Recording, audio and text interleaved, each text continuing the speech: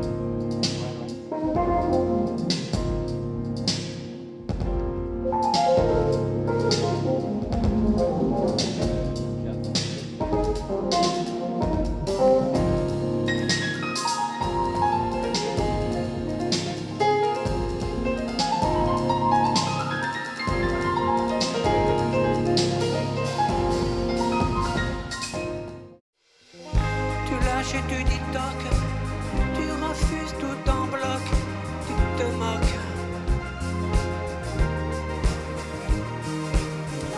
Tu dièses et tu bémol, tu altères tout en somme, tu déconnes. Tu lâches et tu dis toc, tu refuses tout en bloc, je m'en moque. What is the color of his eyes? I can tell.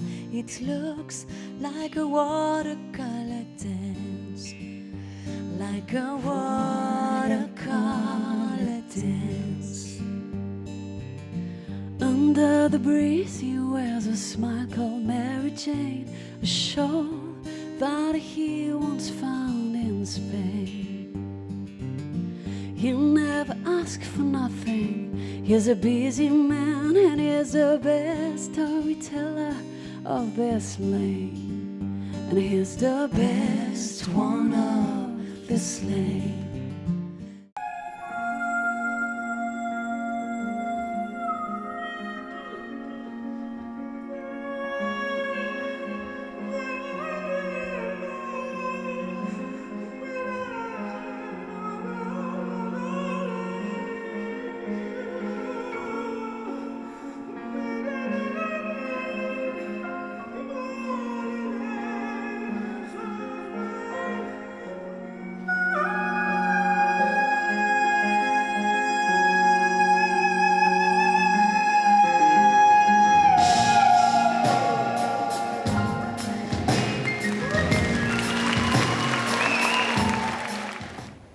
Voilà ce que l'on pouvait dire sur les 2 premiers week-ends de ce festival. Et nous sommes justement avec Jean-Rodé Palacio, le directeur artistique du festival.